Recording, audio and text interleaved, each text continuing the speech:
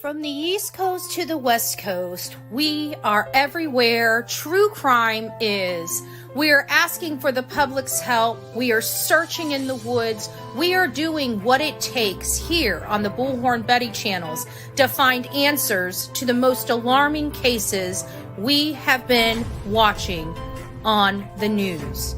I can tell you personally that I have traveled this entire country seeking these answers and bringing that content right here to you here on the Bullhorn Betty channels and Bullhorn Betty Crime Stories.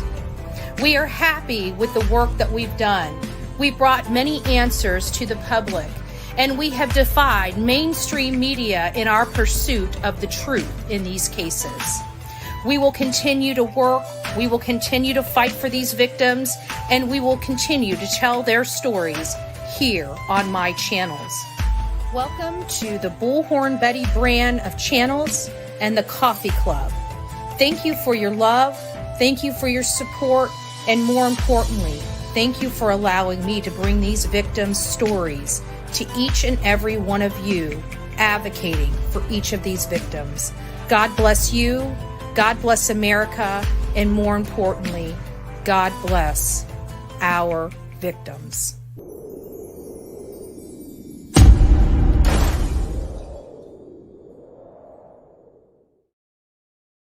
So, hey guys, it's me. I'm coming from the MacBook, so the camera's not as good as the the Windows computer. So bear with me, but I've been doing a lot of research on this, and I know we've been talking about the case from the beginning, and we've been following it. We found some details of information about, when did the change happen? We went from a cordial mom and stepfather. Hey, Nick, it's nice to see you. Everybody that's in the chat, I saw Tony in here. Yes, this is a live broadcast. It is live. And I have air conditioning. I remember why I love my house. It has air conditioning. I forgot about that for a couple days. Seth, it's nice to see you. It's nice to see you. So we've been kind of building this case. Again, this is not the first time that we've started from a blank board and built this case again, because when things start getting chaotic, people start forgetting information, forgetting for certain details. And some of this misinformation and disinformation actually takes on a life of its own. And it just manifests from there. So we have to bring it back to the facts of the case and rebuild everything all over again. That's just how I always seem to get everybody kind of back on track, right? So we've learned a lot. We realized that there were some things being missed. By the third interview, we start getting some additional details related to the case. I think I've got to go back to the first interview of Duchess. I do think, for whatever reason, that the garbage was brought up in that first interview, but I need to go back and check, and maybe something I missed, but I'm not going to digress on that too much. What I did, kind of an epiphany that happened tonight, a little bit of epiphany. So we know that Silver on the scene went back out and started getting some new details. Apparently he was in Memphis. He didn't mean to go by the St. Jude's Project, but he realized he was driving by it. So he decided to get out. I love that part about it. Just decided to stop and talk. I love that. Okay. When people are out, don't be shy, right? Don't be shy. This is not the business of shy people. You got to be able to walk and talk to strangers and spark up a conversation and, get them talking. And so he did just that. And he confirmed a lot and more. So while we were there, we didn't go on the property. We didn't try to talk to any of the owners or anybody. I was kind of out on the sidewalk away from, like, the St. Jude's was on a strip, and I was on one of the side streets, and I was parked there at like 5:15 and got to watch. Hey, Justin for all, it's nice to see you up in the house. Hey. And so it was, on a side street where people were pulling up early in the morning to park. Apparently, if you're not there early, you may not get a good parking spot. So I was able to talk to some of the people that I saw going into the construction site. He seems like he spoke to somebody specifically that was like his foreman or boss or something like that, and was able to get a lot of good information from him. But it dawned on me one specific critical detail. We've all been trying to figure out what time the stepfather left the job. And we kind of knew that the stepfather was thrown off the job early because one of the foremen came out on social media and kind of spilled the tea early on, and it made people talk. Well, nobody really got a hold of the guy, could not confirm or verify. And then, of course, a 5:15 a.m. came in, and I'm like, okay, this doesn't make sense. Who the hell would be there at 5:15 in the morning for a crane when you know it can't operate until 7 a.m.? And so I was curious about that and actually made a trip to Memphis to check the site out, to see what time the gate opened, to see if the gate would be open at 5:15. It was opened at 5:15. So I know for a fact the gate was open. And maybe somebody did drive by and say, oh, well, the gate's open. He must have been able to get into work or something to that effect. Or maybe it came from him specifically because he knew the gates would be open by 5:15. And anybody that would drive by would see that the gates are open and people are going in. But it was very clear, even from where I sat in my vehicle, these people weren't going in there to run heavy equipment. They were going inside the building. They had different jobs, from the plumbing, the electrical, but it was all inside the building where the lights were. The whole bottom floor was lit up, and you could clearly see all the people inside working. So the critical information, I think, that Silver on the Scene brought to us is that he was kicked off the job site at 11 a.m. We know from other reports that we had received, other interviews we heard, even from his own words, he was home before 2 p.m. I think he said at one time he was there between 1:30 and 1:45 or something like that. Does anybody remember that? We'll find it as we go by. Does anybody remember that? If you do remember that, raise your hand. Because if that's the case, in hindsight, you're really good at this. So if you find that clip, make a video. Because this is the mind blower. When we were going through this case, there was a critical detail, and I think it was on the Nancy Grace show. I could be wrong. Might be something else. But he said it was 3 hours and 37 minutes doorstep to doorstep. Okay? Well, if we just learned that he didn't get kicked off the job until 11 a.m., that means it took him less than 3 hours to get home. Less than 3 hours to get home the day Sebastian disappeared. Lisa says, my 65-year-old brain is on overload. Don't feel bad. I'm 45. Mine's been on overload for several years now. Everybody raise their hand if we're on overload. And don't forget, by the way, the holidays are coming. So if you're not overloaded yet, just wait. Your turn's coming. Oh, thank you, Lady 7-Up. Hi, everybody that's in the chat. I didn't say hi to everybody. The Real Me Too, Samantha, Seth, Lady 7-Up, Vaughn, Grace, Justin for All. It's nice to see you. Don't feel bad. Age is nothing but a number. We are all on overload. But how wild is that? We're talking about, we're here. Nobody's talking anymore. So what we got is what we got, okay? And what we have here on social media, that's it. Okay, I don't foresee, unless we're getting the information, like, again, Silver on the Scene, God bless you. Any information we're getting, we're going to have to get ourselves, okay?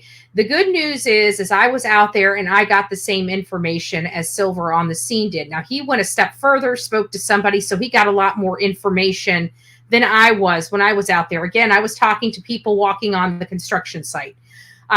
Excuse me, they weren't even with the company that the stepfather is employed by or contracted through or something like that. So how in the world, if he knows how to get home, how to shave a full half an hour? Oh, thank you, Turtle Gang. Much love to you. A full half an hour off of one drive. Would this give him more time? Because we've got, now that we know that he wasn't there until 6:30, we have a start time. Okay.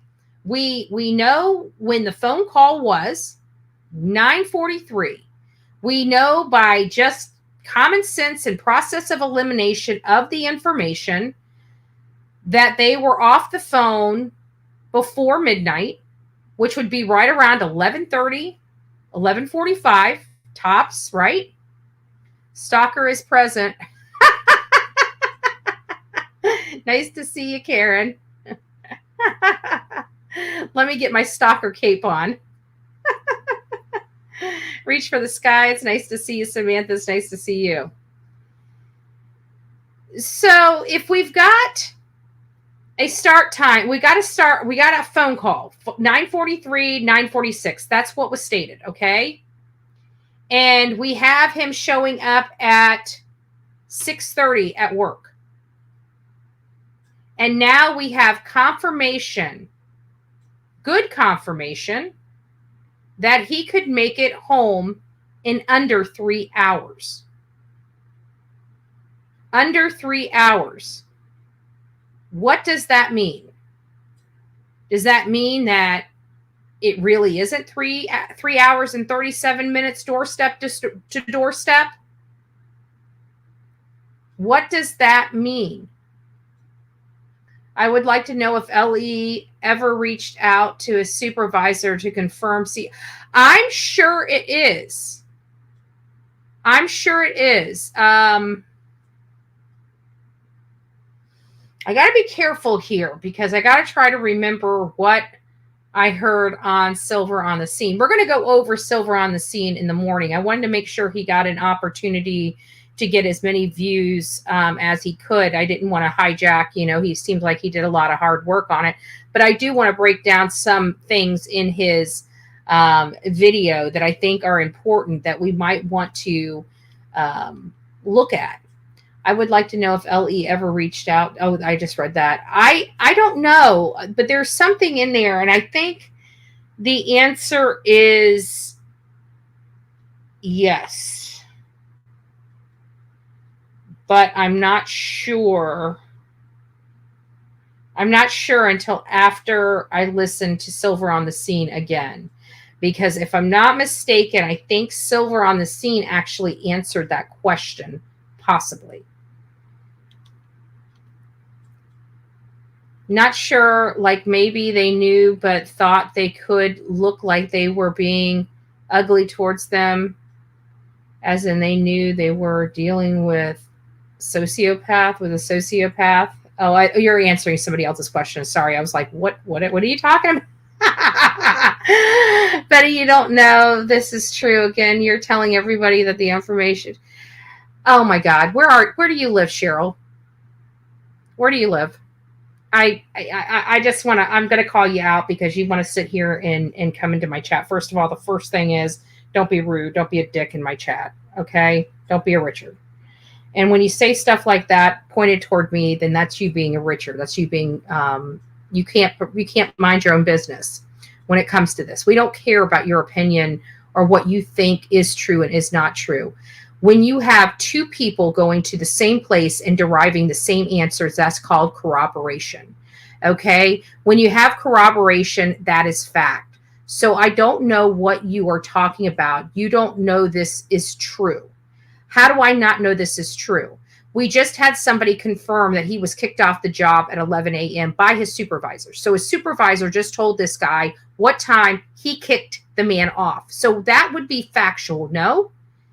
Okay? And we know because Chris told us out of his own words that he was home before 2. No?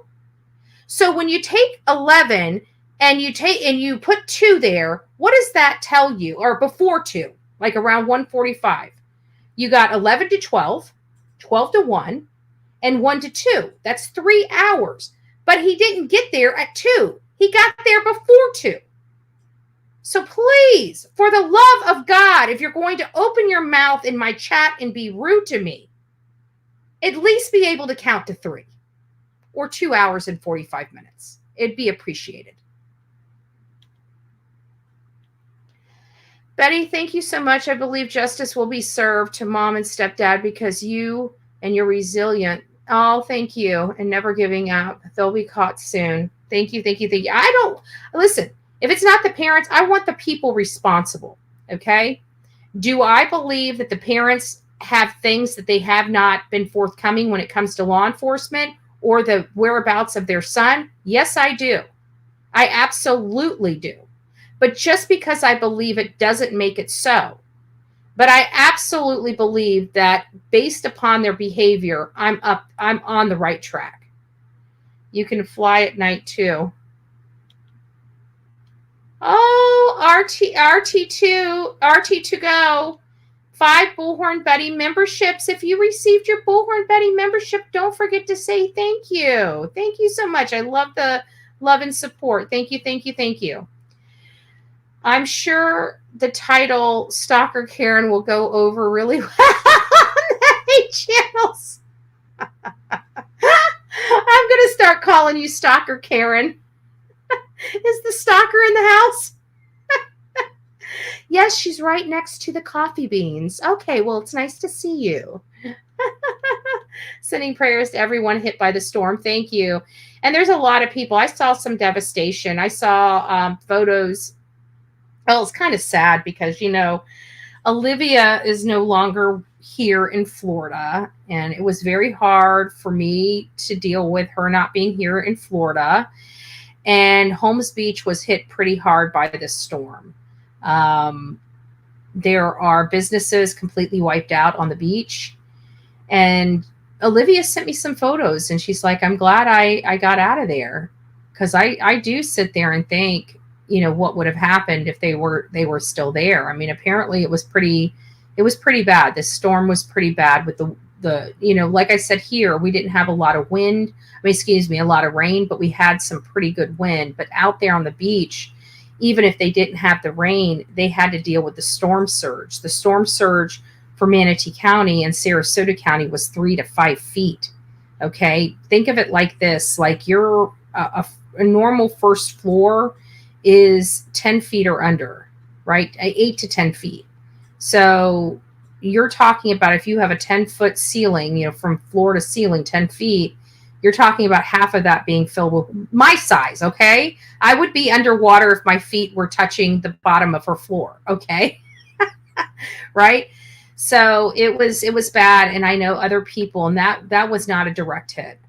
And other people got a direct hit. I saw some of the in the storm surge still going in. Like there was some massive flooding in North Carolina. Asheville is underwater. I saw some photos that were rough to see, and these were states that don't really border a whole lot of water.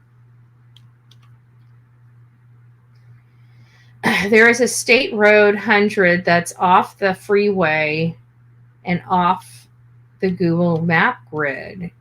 Truth and Time, send me something. Show me that if you don't mind. Even if it goes to a regular map or atlas or something, would you mind? bullhornbetty@gmail.com, bullhornbetty@gmail.com. Imagine throughout the night, no traffic, you can get places faster. That is true. And I think people were talking about that. But we know for a fact that at least just based on the knowledge that we have, that he was at home well before 2 p.m. And if he left the job at 11, simple subtraction will tell you he was able to make it home in less than 3 hours. For new toy for Delilah from Dana. Aw, she was a champ. She was a hurricane champ, man.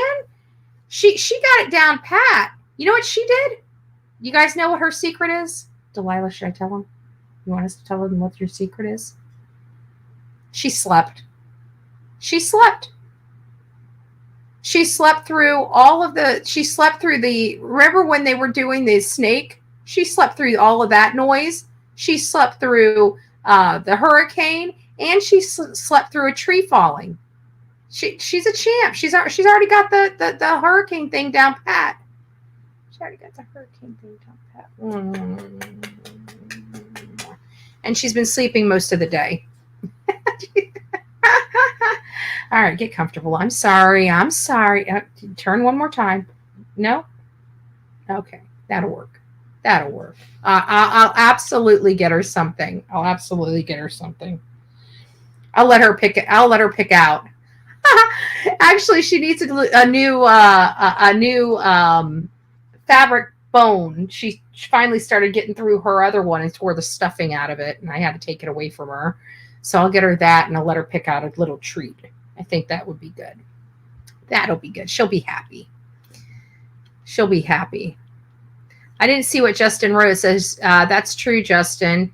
It can cut the time a lot depending on traffic. Oh, yeah. Definitely on traffic. But he did that during the day. I want you guys to think about that. He did that during the day. 11 to 2. That's right in lunch hour.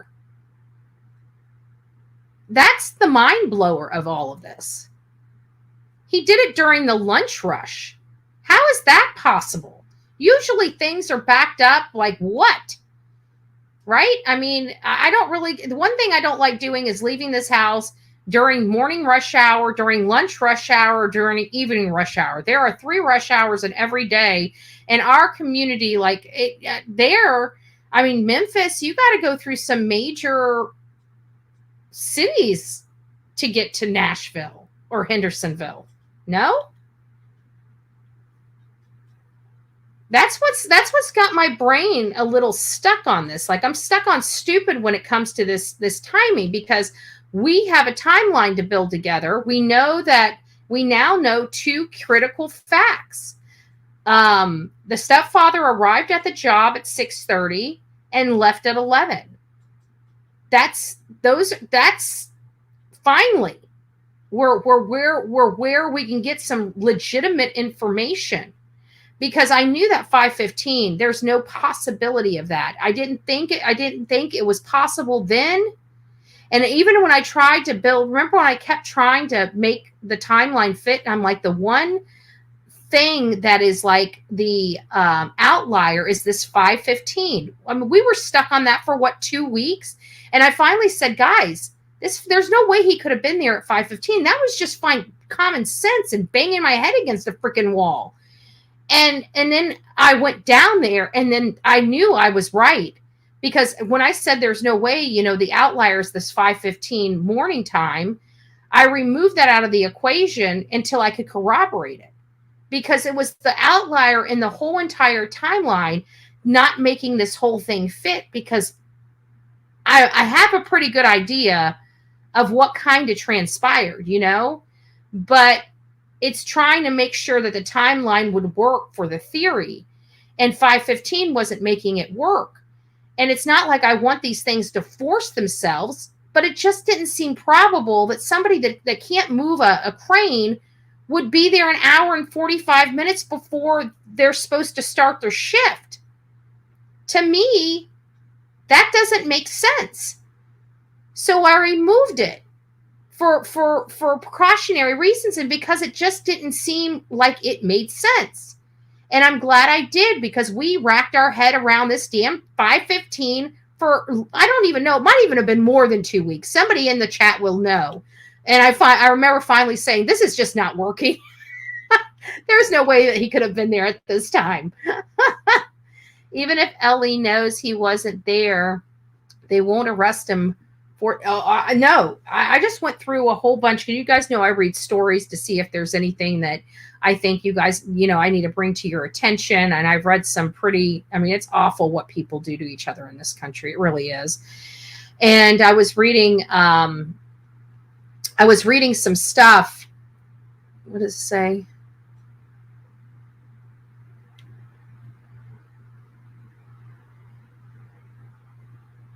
Where is it? I was just reading something. Oh, yeah. It was Tiffany's comment. And so there was several cases, even one where a child was, they unearthed a child in the backyard and they weren't even coming. It was something that happened like September 10th.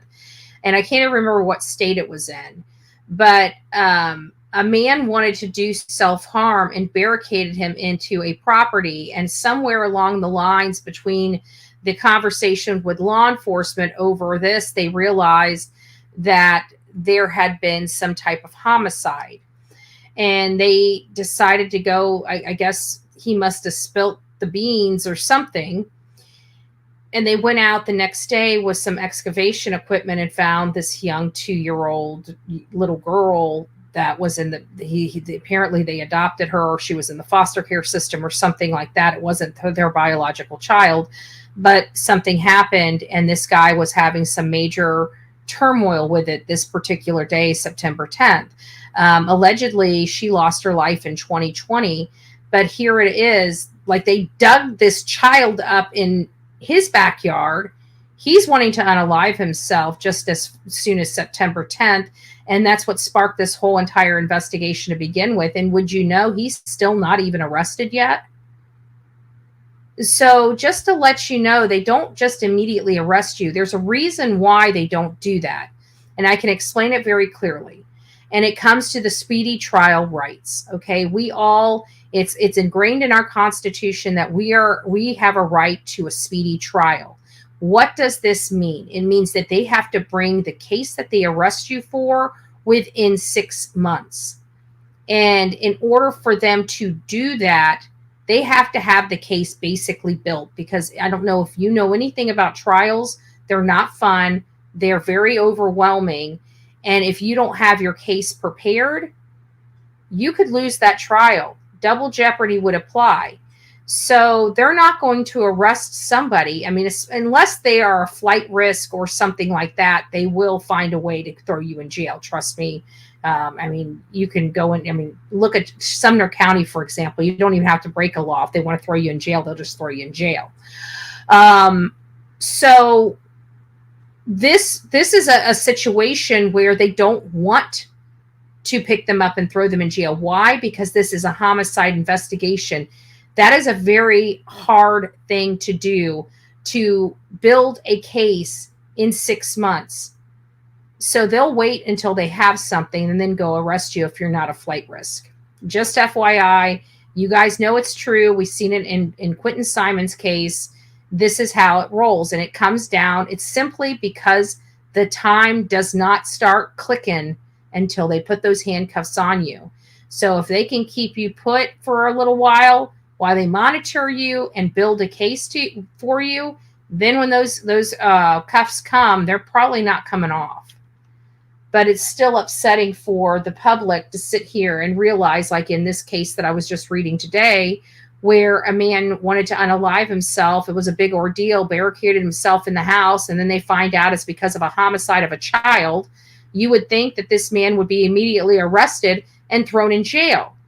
But they didn't have the child because they had to bring in the heavy excavating equipment. Okay, so I understand that. Well, now you got the excavating equipment and you got the child's remains. Still not enough. Now the child has to go and be have DNA testing. The DNA testing came back as being this child. That still isn't enough. Some of these states really rub me the wrong way, because I understand that it's hard putting these cases together. But in some instances, the public doesn't care about the speedy trial. They care that a baby was unearthed in a backyard, and the person that allegedly did it is without handcuffs. It just seems immoral. It seems improper to people like me and you. But it happens. Oh, Cheryl became the newest member of this crazy crew we call the Coffee Club. Nice to see you. Thank you for your love and support. Easy done in shorter drive times during the night. I drive to work, and during the night travel, it's far less. So what would that imply then? Would that imply that he could make it in less than 2 hours and 45 minutes during the night? I mean, if he can make it to the house in under 3 hours during lunch rush hour, clearly it cannot be 3 hours and 37 minutes doorstep to doorstep. No? What factor am I missing? Wait till Delilah's bigger, she can take down the trolls. She gonna be a troll fighter. I don't see her being that mean. I really don't. She's too sweet. She'll start licking the screens to take the trolls out. Seth was there when he got home. He'd know. Yeah, I try to keep him out as much as possible. You know, I think between all of us, we should be able to figure some stuff out. Silver on the scene is not the type to lie. I find him very... Oh, I do too. He doesn't have any reason to lie. I mean, none of us have any reason to lie, to be honest with you. So it surprises me when people do. Like, I don't have a dog in this fight other than I want the truth. And I have a big mouth, and, you know, when I see something, I say something. I practice what I preach. What can I say? Thank you. What we know is there is a child missing, and we know there are 2 parents doing diddly squat. That's what we know. I think that's it in a nutshell. Yeah. Yeah. Well, they tried the facade at first, but, you know, people are a lot smarter than they gave the people credit for. You know, we know when we're getting lip service. This is not our first rodeo. And we were getting lip service. We were hearing everything we were wanting to hear, but we weren't seeing all the things that we needed to see. Oh, JC World, it's nice to see you, my love. B. Betty, it's nice to see you. No, but the mother should have made the call to 911. I agree. I think that's another part of contention is why would her first call be somebody so far away instead of somebody closer by? I mean, there's been times that there's been communication issues when I was a kid, you know, intentional or unintentional. I will put that caveat on there. But there were miscommunications in my family where we weren't home. I don't recall. I recall my mom first always picking up the phone and calling all of the friends first, like going down, you know, hey, Sam, have you seen them? You know, blah, blah, blah, blah, blah, blah, blah. No. You know, I don't know if my mother's first call would be my father that she knows is in St. Petersburg working on a, you know, store. You see what I'm saying? Like, I feel like she would call the friends, you know, talk to the neighbors, see if the neighbors seen what time I came home, what time I left, you know, something along that line. Why would somebody, the first call be a person that's 3.5 hours away and cannot help them? You know, I would think that would at least be a call made, but the first one, the very first call, the only call, not to the neighbors, not to any of his friends, which apparently they have no problem saying that he can't make friends because he's too much in everybody's face. I mean, I don't know what the stepfather's opinion of this boy is, but I can guess. I bet you and everybody else think that the parents are sketchy and need to be checked out. At least checked out. They need to be more than just checked out. Like something is not right. Something hasn't been right. We're all feeling it. We all know what's in our gut, you know, and at the end of the day, our gut is telling us something ain't right. You know, this child did not just evaporate inside of a home. I tried to make my husband do that. You know, I prayed over it. I'm just joking. I'm just joking. Okay, I'm just joking. But you know what? Many of us have, right? We have the exes that we don't like. I have another ex that I would have really prayed to evaporate. It just doesn't happen that way, though, right? It just doesn't happen. If people disappear, there's a reason they disappeared. And if the problem is this is an autistic child. This is not a child that's, fighting against authority, right? Doesn't want mommy and daddy telling him what to do, right? This is not a normal kid. This is a kid of schedule, okay? Every morning wakes up at the same time, does the same thing. Repetitive tasks are really good for them to thrive. So, for example, if he got up, he would put his shoes on. He probably does the exact same routines every single day, day in, day out. I don't see this child being spontaneous. I don't see any autistic child being spontaneous. The ones that are runners are runners. The ones that are attracted to water that can't swim are attracted to water and can't swim. This child here was a swimmer. He didn't like dirt. He didn't like bugs. He didn't like loud noises. If you kind of put, now this is, where we're going to have to use our mind and read between the lines, but the specific words is there were 2 doors this child could have gone out of. And the reason why they discredited the one door is because it's too noisy and he doesn't like the sound, leaving only the front door. So that tells me that second door would have been a garage door. And I believe it was Justin for All that picked up on, they said they would, and I got what you're saying, but I think what he meant by that, honestly, is if he would have went out the garage door, everybody would have heard. I think he's talking about the neighbors as well. I think it would have, I don't know. But you're right. Everybody, even with everybody, neighbor, midnight, how many people would he wake up? And that would leave just the people in the house. But even the front door, those locks are not noisy. Mine goes, eh, eh. You can hear the motor in it clicking on and turning the deadbolt open and turning the deadbolt close. So it's not like, and I've got to tell you, I can hear, I'm deaf. I am deaf in one ear. And I can hear that doorknob would probably get my attention if it was being opened, even though I sleep soundly at night. I don't know, but I'm just saying it doesn't seem right. Justin for All, 17 months, our beautiful turtle gang. Thank you for the hugs and kisses. RT2Go, 5 Bullhorn Betty memberships.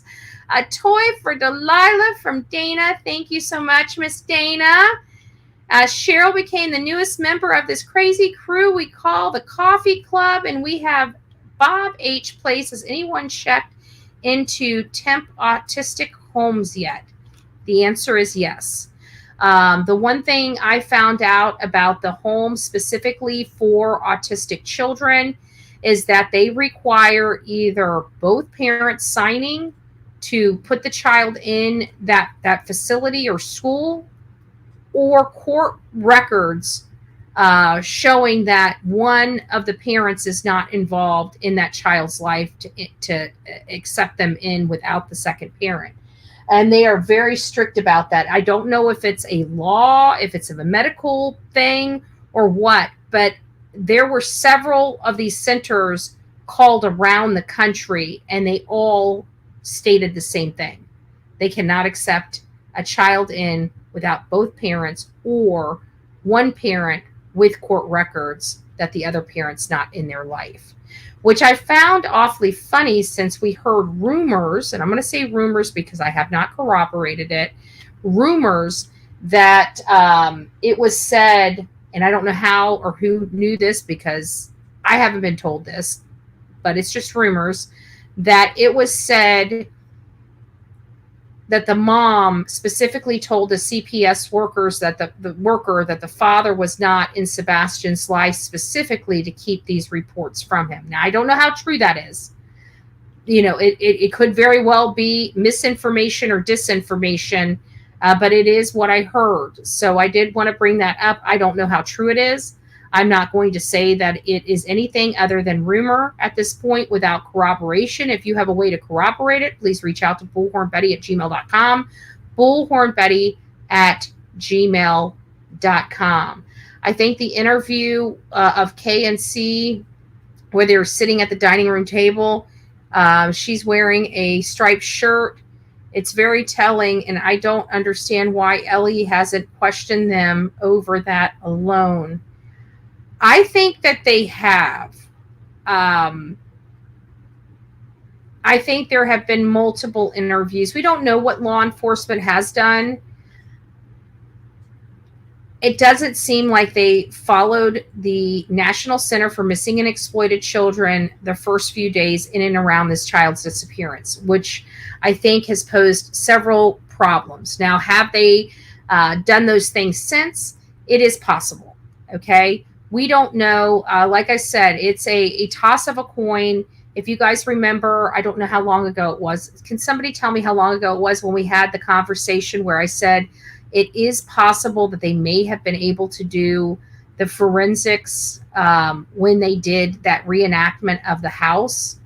I'm not sure if that is true.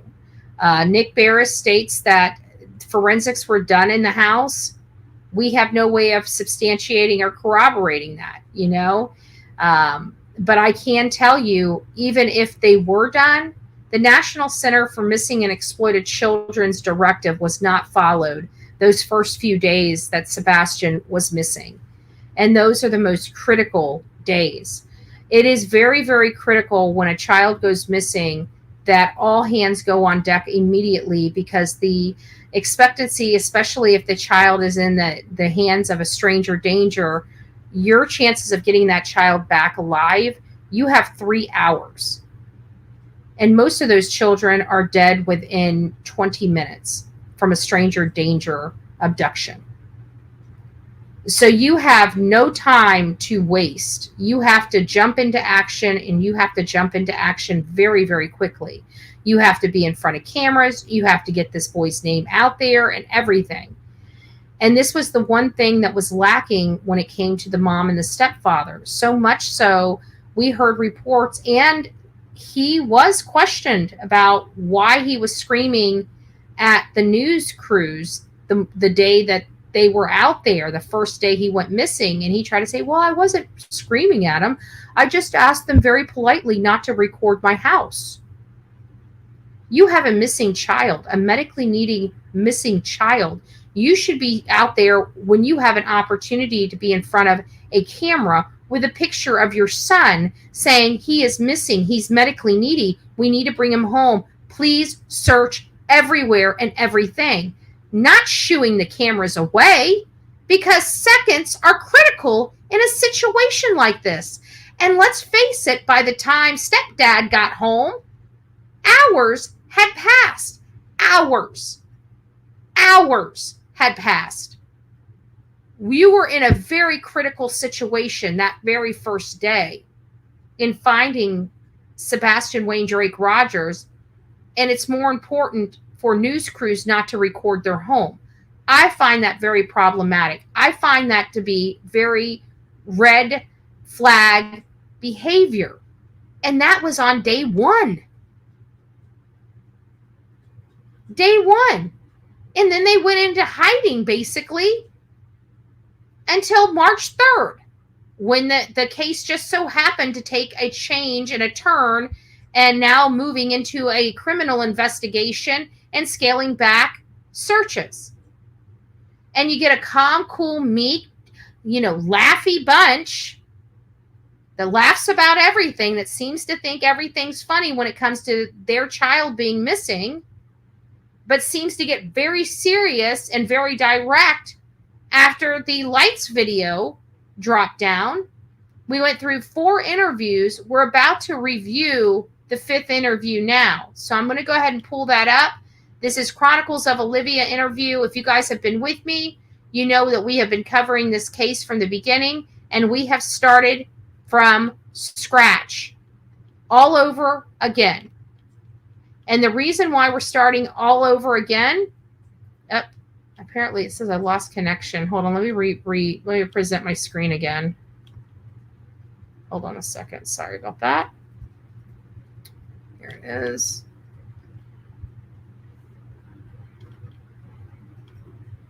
Brother has lost screen share audio. Try your screen again. Restart your browser to continue if the problem. Of course. Guys, give me a second. I'm just going to refresh, and then we're going to get to the 5th interview.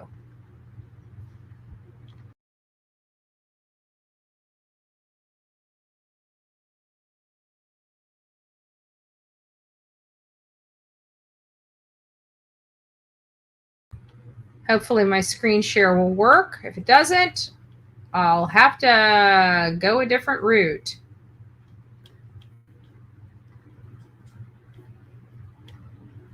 Okay, it looks like I haven't got it on stage yet. Okay, there we go. So this is the 5th interview. This is the Chronicles of Olivia interview. Now, we're not going to be seeing the entire, the full interview. It was never released. Only her creation of it has been released. So let's watch this and see if we pick up any critical details in this interview. Now, I know the one yesterday was very, very long. It took us quite a bit to get through it all with the commentary. Thank you, Adita. Dixie, it's nice to see you. 5D, it's nice to see you as well. Cheryl Ray, good evening. So here we go. I'm on this page over here, so I can't see what you guys are doing in the chat. So just bear with me until I get back over there. And when I get back over there, you'll see me go on the big screen. And that's when you guys can ask questions. If there are anything that you notice, please write it down and wait until I'm back on the other side of the screen so I can answer it and we can go back to it. In today's video, I interview the mother and stepfather of Sebastian Rogers, a 15-year-old who vanished from Hendersonville, Tennessee on February 26th of 2024. He vanished and hasn't been seen since. Although he doesn't like to be dirty, it's kind of funny because he also doesn't have awareness, because if you look, he's got chocolate milk on his face because he didn't wipe it off at breakfast. It's funny like that.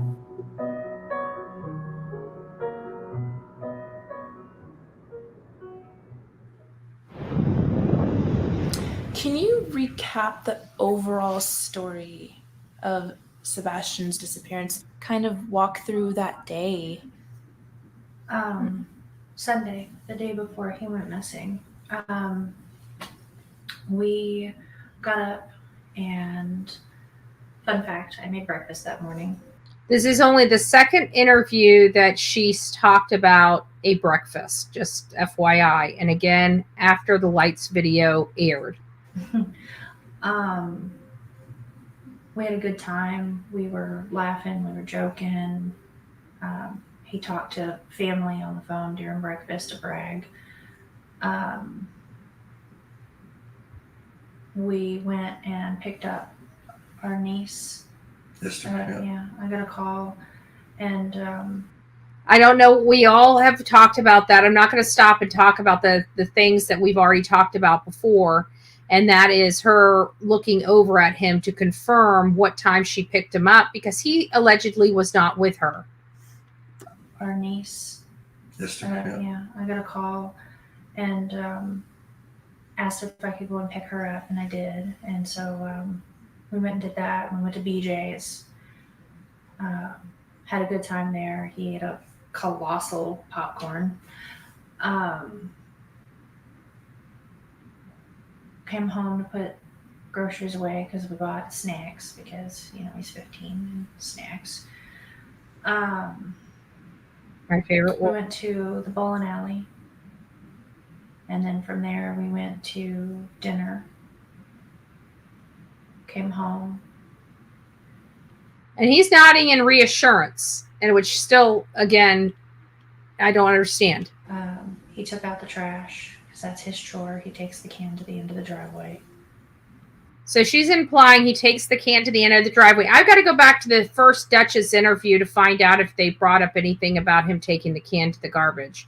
Because for some reason, I thought I heard something in Justin for All's live earlier. And I'm like, wait a minute. I think that's the first interview. And I think they did say it. And I said they did. So I want to go back and check that. About 9 o'clock. Told him to go to bed. So basically, the only thing that she said in the last 2 interviews is the garbage and he needs to go to bed. Nothing else was ever discussed as we've been identifying through this new round. You know, what was his nightly routines? We don't know. He's come out of his room where he was playing and he said, all right, good night, Mama. Good night, puppies. Love you. See, he came out of his room. She states in the first 2 interviews, they come from the Texas Roadhouse, and he comes in and goes to his room to play until she tells him to go to bed. And she corroborates that here in part because she's saying that he was in his room and only came out to say goodnight. So that implies he didn't take a shower. He didn't brush his teeth. He didn't do any normal nightly routines, in my opinion. Told him to go to bed. He's come out of his room where he was playing and he said, all right, good night, Mama. Good night, puppies. Love you. And went to bed. He was doing something in his room because about an hour later I heard some noise and I was like, I don't care what you're doing in there, but go to sleep. And about midnight I got up and I went to bed. And 6 o'clock I went to wake him up for school Monday morning. And that's when he went in here. What was going through your mind at that point? Like, what were the feelings that you were feeling? To censor myself. Holy freaking crap, this can't be happening. Where is my kid? Choice words were used. Like, you know, where the F is he? You know. I had looked through the house for him because it was typical for him to get up and come and rummage for snacks and things like that. And he likes to dip behind the, you know, walls and watch, you know, and then he comes out after I come back and he likes to scare me. But after I looked, and I mean, mind you, all of this took place in like 1 minute flat. But all the other 20 days later, we haven't found him. And was telling them like our son is missing and we don't know what's going on. I just asked. And was telling them like our son is missing. Sorry, I went ahead a little too far. I went to pause it and I didn't pause it right. But she says in this one, everything happened in 1 minute flat. The other ones was in 3 minutes. Now we're at 1 minute flat. And I said, I wonder how this coincides with the deceptive detective. Do you guys remember the deceptive detective came out with that whole conversation about the 3 minutes, that when you use 3 minutes or the number 3 a lot in a story, it doesn't always mean that the people are not being truthful, but the number 3 has a lot of bearing in untrue statements. And I keep wondering when that came out in conjunction with this. Hold on a second. Let me see if I can find. Actually, if somebody can send that, maybe we'll discuss that tomorrow. If somebody can send that to my email, if you guys remember the deceptive detective, the one that went over the numbers 3, if you guys can send that to me, I wonder what in conjunction this is. This was done on March 18th. March 18th was when this video was done. March 8th, or at least uploaded, was March 18th. So it makes me wonder when that deceptive detective aired theirs. I'd like to see when that is in conjunction with this, because that time changed, and I have to think that it changed for a specific reason. Yes, in the 943 call, yep, you should have a great memory. I can never do your job. I remember things, but I don't know. I don't remember where I found them. That's when I rely on my audience because they have it. They always seem to have it. I can't find him. And he said, what do you mean? I said, he's not in this effing house. I can't find our son. And I jumped in my car and I drove around the neighborhood and I drove. This is when the neighborhood and the driving, when she actually leaves the home, is introduced. None of the other interviews do we have this statement right here in any of the interviews. So why is she bringing up that she left the house now on March 18th? Over by the school, and he's already at this point I was like hysterical and I was crying, I was screaming, and he was like three-wayed law enforcement and was telling them like our son is missing and we don't know what's going on, and he was like, go back to the house, they're on their way. And I drove back to the house. How would she, if she was on three-way, how would she not know that they're not already on the way? That's another question that, yeah, she lost her script. We all know that. But that's another question. If she's on three-way, then how does she not know that law enforcement isn't already on their way back to the house? 3-3, the flashlight video went public. Yes. KP and CP and KP, hold on, everything's moving quicker than I knows what happened. That is my belief as well. Most everything they say, I think, is lies. Well, every good lie is based on some factor of the truth. That's why it makes such a good lie. It doesn't mean that the statement is truthful. It just means that it has some factual information in it. So when we listen to this, we've got to try to determine what is the factual information in that great lie. No emotion, Carol. That's what's got me, because we have, I mean, look at our chat. Our chat is what, 90%, 95% women. Most of you guys are either grandmothers or mothers. And I don't know how many of you guys, over 20 days not having your son or your daughter or your loved one, not knowing where they are, not knowing if they're dead or alive. I don't know how many of the moms I have in here or the grandmoms I have in here that wouldn't be absolutely lost for words, hysterical, can't hold their crap together, barely holding it together, and damn sure don't care about how you look or what you say on camera. That's the problem I'm having with all of this. This is what's giving me heartburn, if you will. Truth in time. My son was missing one night when he was 7. The police, I think that was a misspelling. Way before 30 minutes, probably more than 10, we did find him, but called LE almost immediately. I nearly block people and that's just somebody else. I can't get past I ran back to the house. And why did she find the need to clarify that she drove back to the house? That was the catcher for me, because there's all the times when I say I ran to the store, I don't correct myself and say I ran to the store. Oh, I mean, I drove to the store. You know, I always use, I ran to the gas station. I'm running to the bank. I'm not literally running to the bank. I'm in my vehicle. So I don't know if I would catch myself and correct myself. There's a reason why that is. So she's already in the back of her mind, already figuring out how somebody's going to turn this. And in my mind, I believe she has the guilty conscience of being out in the grass and in that area with that light source And this was shortly after, just days after that light video was released to the public.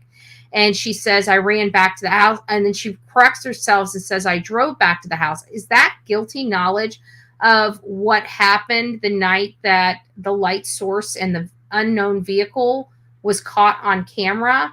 It does make people wonder. And it's not the first time that we've reviewed this footage. It's not the first time that has come up as a probability. But yeah, there's definitely changes ever since, like, we had things omitted, I guess would probably be the way to clarify and classify this. The first 3 interviews, things were omitted. By the 4th interviews, things started getting added. By this 5th interview, we have a lot more added. Cousins, aunts, and leaving the home to drive around, implying that immediate 911 call was no longer immediate. Remember, the first 3 interviews, that call was immediate. As soon as she got up at 6, she called her husband within 3 minutes. She had already looked some places before she called him. He reminded her of some other places to please look, and they immediately called 911 because that's what parents do. His exact words. Immediately. Now, after the lights interview, they went on a self-preservation type of interview on Dutch's, where they wanted to answer questions but didn't want to answer questions. And then now they're on this interview where they're adding even more information in. So now they're implying that call to law enforcement wasn't immediate. It was actually much later because she now is getting in her car and leaving the home.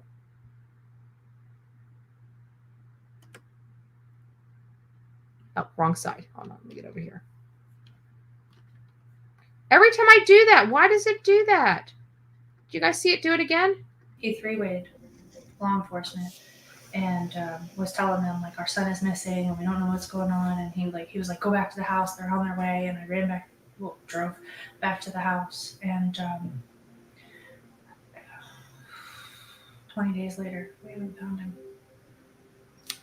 Yeah, I can't even imagine how stressful.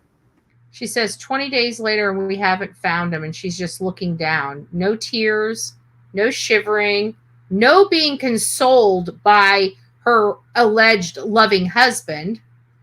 She's going through the worst time in her life. Her only born child is missing and has been missing for a significant amount of time, and she's there stone-faced, and he's looking at the camera with his hands clasped.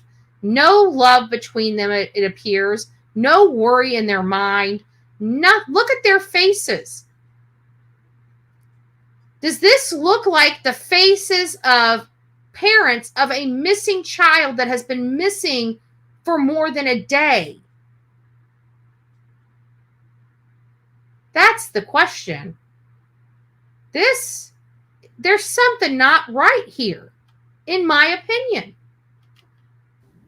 That is, and also, like, when we were driving up here, like, this neighborhood is so pretty and nice. And do you think, has he ever, like, walked away before, or, like, has that ever happened? It's just no, first time. He's not a child that wanders. He's not one that is he doesn't have a history of being an eloper, which is common. And I have friends with children on the spectrum who do struggle with elopement with their children, but no.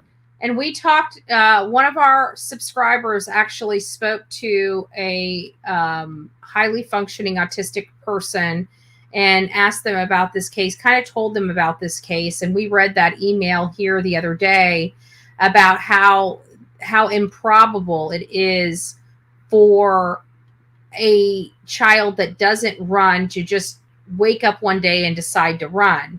According to this person that was spoke to, they would have had a history of running and it would have started as a child. That's not the case with this situation. Sebastian Rogers, according to his mom and stepfather, doesn't run and doesn't really like going outside too much. What did it say? Hopkins County, Tennessee, you can get away with any crime. Disgusting place, just about. I mean, heck, the sheriff's son can diddle with children, ruin their lives, and get a slap on the wrist, a 20-year sentence down to a year, and then out in 6 months. It's quite disturbing, to say the least. Sebastian, that's one thing, has always been a blessing. He's not been an eloper or a runner. His primary areas are like social and emotional dysregulation issues and things like that.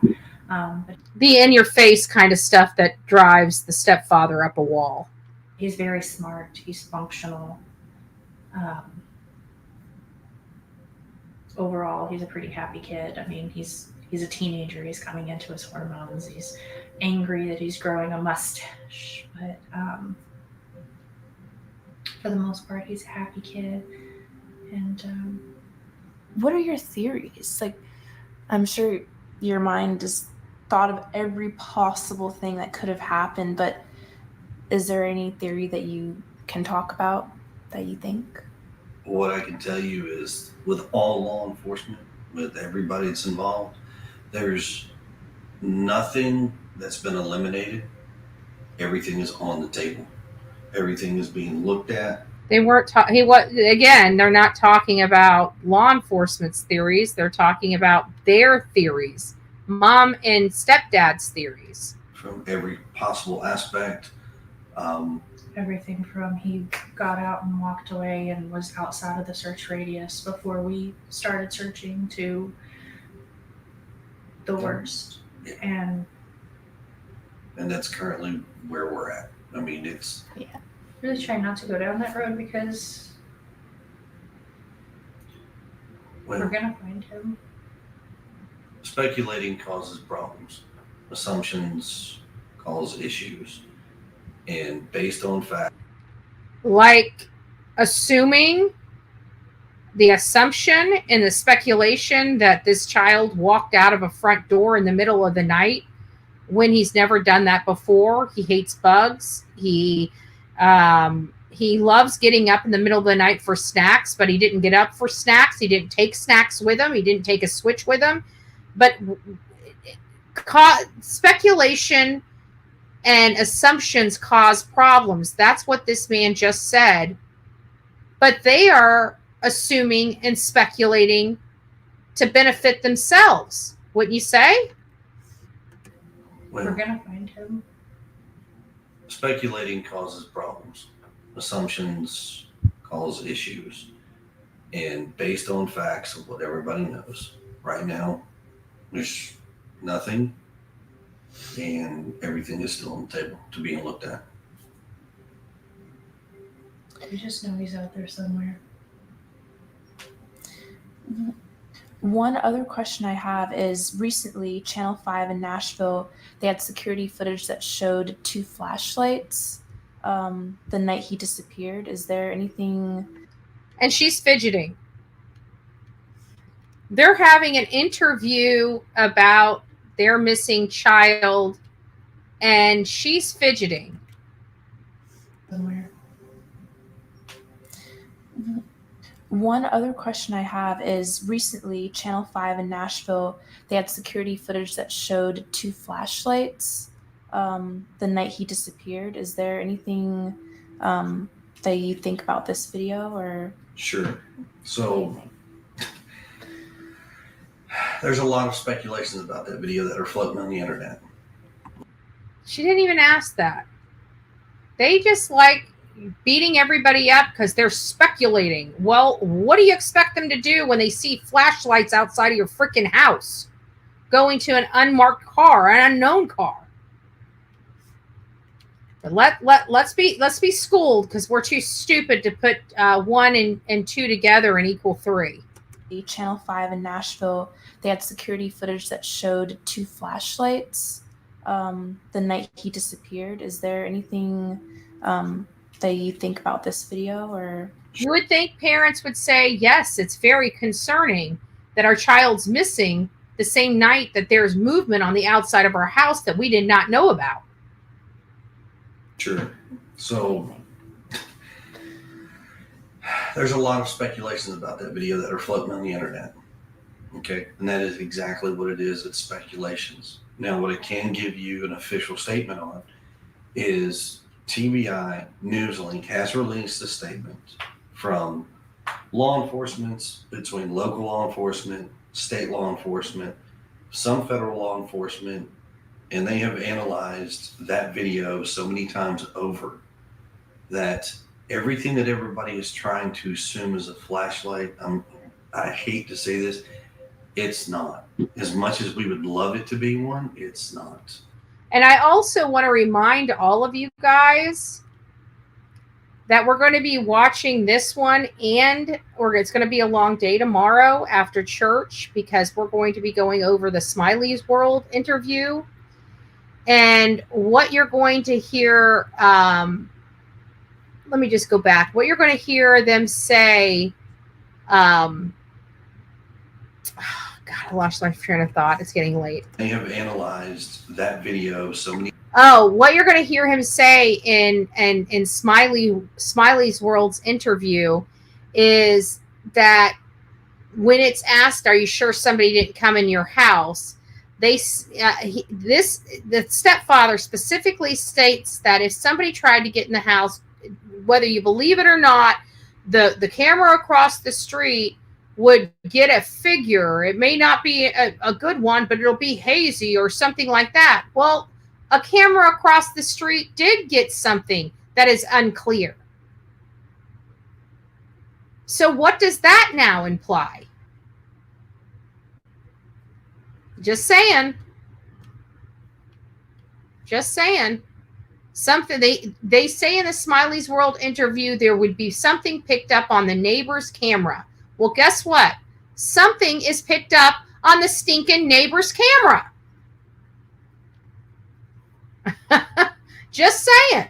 Many times over that everything that everybody is trying to assume is a flashlight, I hate to say this, it's not. As much as we would love it to be one, it's not. I'm not going to go into details as far as where that video is shot from, but I can tell you, as the parents, we have seen the video firsthand from law enforcement. We know exactly where it was taken from, and nothing that is being assumed right now is actually true about that video, unfortunately. okay. And anything about any other videos or anything like that, please refer to the TBI news link that they have out there, the updated Amber Alert stuff. And it will give you the most up-to-date information that all law enforcement has. And they will give you current as far as what's what and how they're looking at things. And if there's any new video, forward it to them. Please. Yeah. Security footage is really like a game changer. We're working on Riley's strain and trying to find like if someone missed one on a corner or something. That's around this neighborhood, and this whole community. I mean, I can tell you that much here. When it comes to the cameras, there has not been one person that has said no. And trust me, it is greatly felt that everybody has been so open, so helpful in pushing out any which way they can. I mean, there's been some families that have actually been on vacation that weren't home, and they got permission from that family to take a look at their cameras and go in their houses without them even being present. Well, the thing is that a neighbor did pick up something that night. And other cameras picked up a car leaving that night. So, yes, there is movement that is not supposed to have happened in and around. It's just so weird that we have movement on the outside of their home. in the early morning hours before a child disappeared. Usually parents are excited to hear information that proves something, even though they don't know what. They're excited to know that maybe there is a possibility of getting their child back if it's, say, an abduction. But they are completely, utterly in denial about everything. It's not him. You know, we've had people identify what they believe was Sebastian, and the stepfather is very quick. Oh, nope, that can't be him. Well, how do you know so quickly when the biological father doesn't even know? And as a matter of fact, I'm pretty sure the mom stated, stand by, we're waiting for confirmation, while stepdad's saying, nope, can't be him. Which has been amazing. So, yeah. That's good. If there was something that you could say to Sebastian if he was listening, what would you say? They still can't figure out an answer to this. They have been asked this question on every single interview. And every single interview, this lady can't seem to put into words what she wants to say on interview number 5, over 20 days since her son has disappeared. That if you can see this or hear this, that we just want you home, baby, and we love you. And So sincere. there ain't nothing that'll stop us from coming and getting you and bringing you home. Well, you've got to leave your house. You know, people have to leave their house in order to go get somebody and bring them home. Just a mild observation. Oh, let me put the caveat on there. Leave your home other than going to a different state to hide away from the big bad media. I can't speak for his father, but I'm pretty sure we all have the same opinion, that we love you, miss you, we want you home. And if you can, call us, get wherever you can, let us know, and we will come get you. Yeah. So convincing. So convincing. I know we're running out of time, guys. I've had you on the hook for over an hour. I appreciate everything that you guys are doing to keep Sebastian's name alive and well out there in the ether.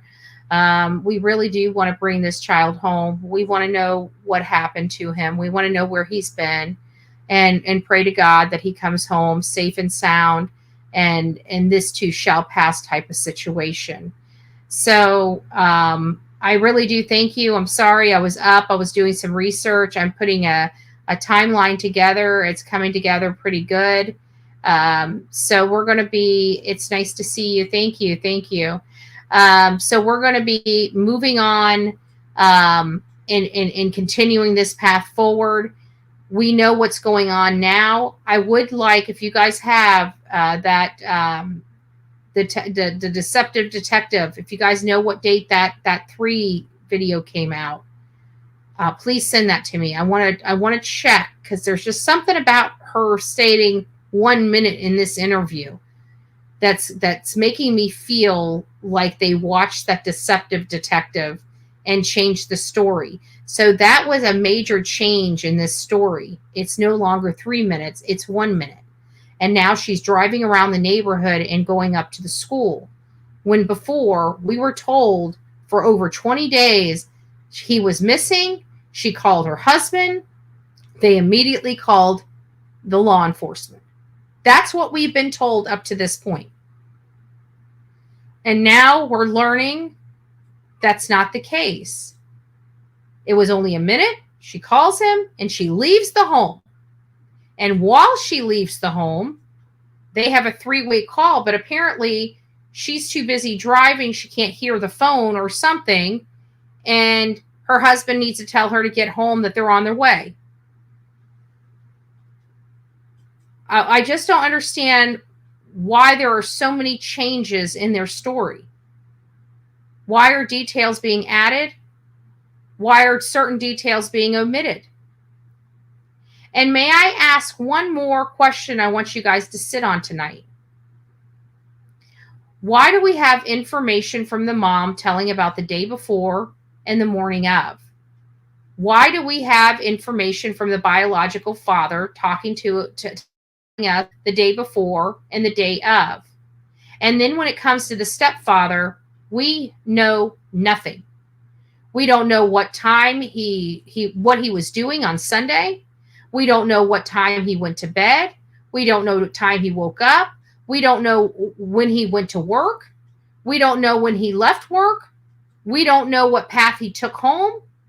We don't know nothing when it comes to the stepfather. We have zero information other than he spoke to his wife at 9:43 at night. They stayed on the phone until almost midnight. And that he arrived at work at 6:30 in the morning and was booted from work by 11 o'clock that morning. That's it for the stepfather. That's it. Now, again, I'm going to ask my audience to sleep on this tonight. But why do you think the stepfather's details and his alibi are so secret when he was the furthest person away from this child? Think hard, think long. I'm going to be asking you about this tomorrow. When we come live, I'm going to repeat this question. I'd like to know your answer. You can always send me your commentary to bullhornbetty@gmail.com, bullhornbetty@gmail.com. Thank you guys for hanging out with me. God bless you. You guys have a great evening. It's almost midnight. Delilah is passed out in my lap, so it's time for me to get some Z's. God bless. Don't forget to be fearless. If you see something, say something. An ounce of prevention is worth a pound of cure. And until next time, please be safe, but more importantly, please be kind to one another. God bless. Oh, hold on. Don't leave yet. I got to look at all the stars. I think we got to Bob H. And then Girl Mom 2 says, in the FBI poster, why do they direct people to report to the Memphis office for tips? Because the Memphis office is the FBI, and if it's the FBI poster, then they're going to be wanting the tips to come to them. I think the FBI's heavier involvement